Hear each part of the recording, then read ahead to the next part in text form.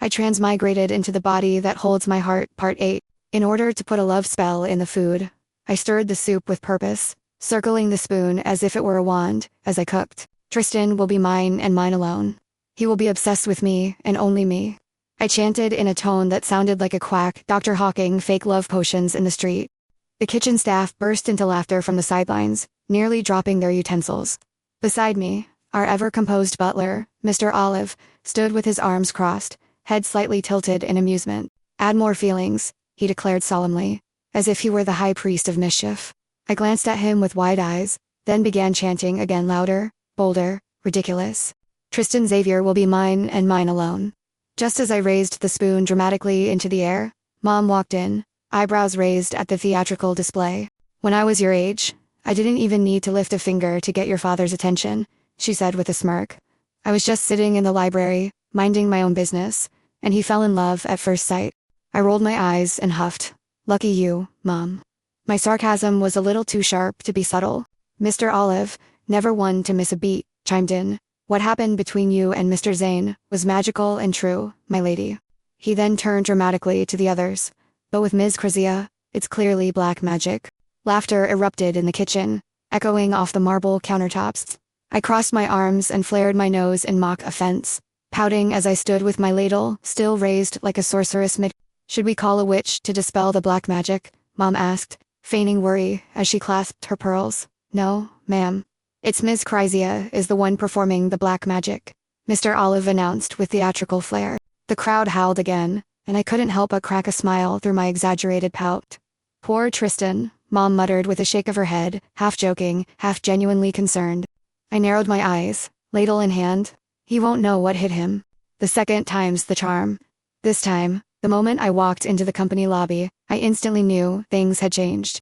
Gone was the old, suspicious receptionist with the judgmental eyes. In her place were 3 new receptionists, sleek and clearly briefed. All 3 stood in sync and bowed slightly. I would like to see Mr. Xavier, I said, chin lifted just enough to match the energy of someone who knows she belongs. Mr. Xavier is still in a meeting. Ms. Zane, one of them replied with a warm smile, not even needing me to introduce myself. But he instructed us to let you in the moment you arrived. I gave a pleased nod. Oh, thank you. I couldn't help the satisfied smile creeping onto my face. See, this is exactly how it should be. I was promptly escorted through the long hallway that led to Tristan's private office. The silence here wasn't oppressive, it was powerful. A quiet that commanded respect. His office was minimalistic. Nothing like the cold corporate sterility I had imagined. The walls were a soft matte gray, broken only by one massive, unframed abstract canvas. A long, sleek desk of deep walnut sat centered beneath a tall window overlooking the skyline. A black leather couch sat at the side, clean, low profile, but strangely comforting. Everything in this room was intentional. The room was quiet. Too quiet. I liked it. I really did. The receptionist gestured for me to sit on the couch and promptly offered refreshments. Her hands were gentle. Her movements precise, almost like she'd been trained by my mother. Would you like anything else while you wait, Ms. Zane? I'm all right, thank you, I replied, crossing my legs and sitting like I owned the space. She nodded, then straightened her blazer before announcing, I will inform Mr. Xavier of your arrival. I watched her go, the faint click of the door closing behind her. Then I turned my gaze to the panoramic window and smirked to myself. Progress. Left alone in the quiet hum of Tristan's office, I shifted on the leather couch. My gaze pulled almost magnetically to the massive abstract painting that dominated one wall. There was something familiar about it. I stood up slowly, heels barely making a sound on the polished floor as I walked toward it. It wasn't the kind of artwork that screamed beauty, it ached of something deeper. The top of the canvas was a clash of bold, frantic strokes. Dark colors layered over each other like frustration, like confusion, like someone was trying to find something, or someone, and kept coming up empty. The further my eyes moved downward, the strokes softened. The colors warmed. The chaos slowly surrendered to calmness, like someone had found clarity after spiraling in the dark for so long. It was the kind of painting that didn't just hang on the wall. It spoke, whispered. It mirrored something in me, a version of me I didn't have words for. I blinked, trying to place why it felt like I'd seen it before. Was it in a dream? A memory? Martha's? I didn't realize I had stepped closer, hand almost reaching out, as if touching it would let me feel what the artist had felt. Then it clicked. A memory flashed on my mind. A memory so long ago that I've forgotten. Martha. A sharp inhale tightened my chest. My fingertips tingled with memory. Hers. Mine. I painted this. I was sure of it. I reached out, hovering just above the surface. I had poured my ache into this, my confusion, my hope, my surrender. Every inch of this canvas bled my spirit, my soul. What is it doing here?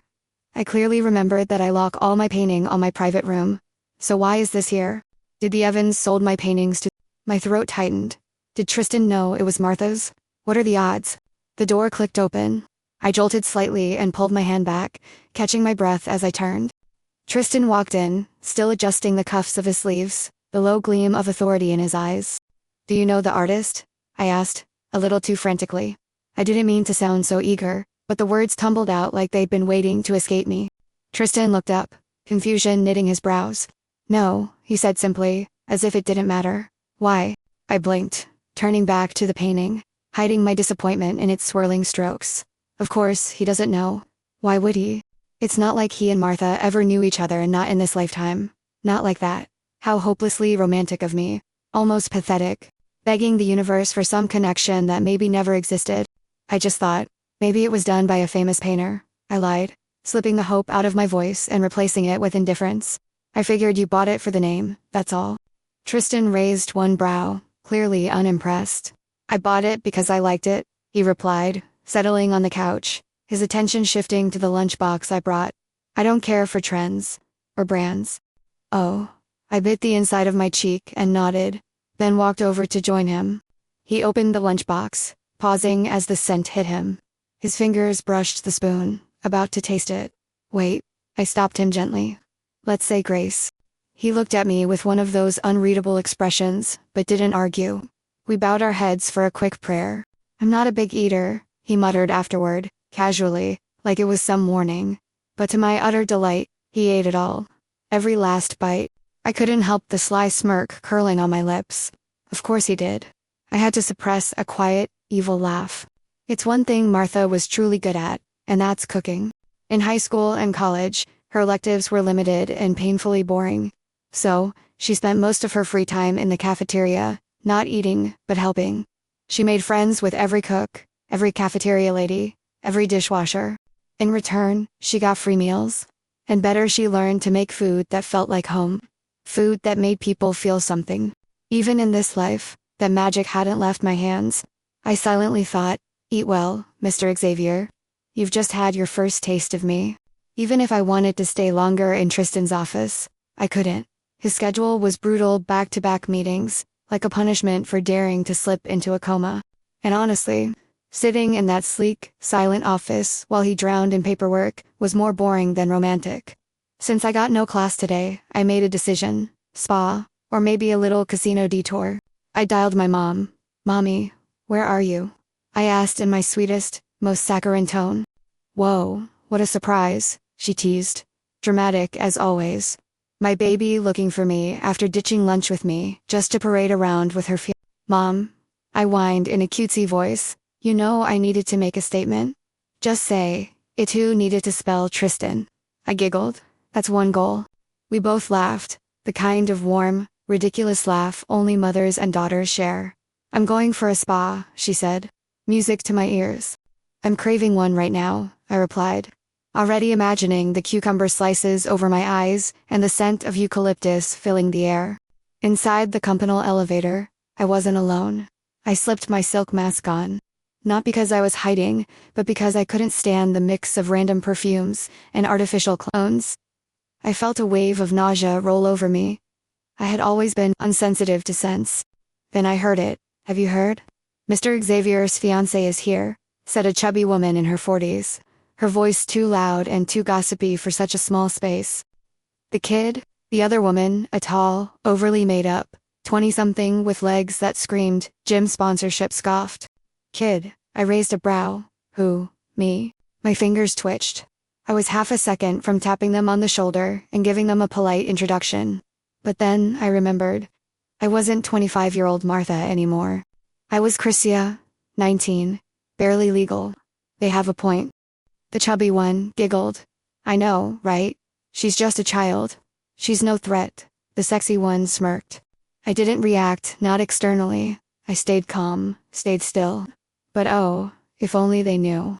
No threat, darlings. I'm the storm you don't see coming. Well, I couldn't let myself be consumed by mosquitoes. Yes, mosquito. That's all they were in my eyes. Buzzing nuisances, pesky, forgettable, easily squashed. I am Christia Mazane, and I do not get dragged down by elevator gossip. I rolled my eyes. Let them mock, let them whisper. While they waste their breath, I'll be busy enjoying my youth, my name, and my fortune in a full body massage and gold-infused spa treatment.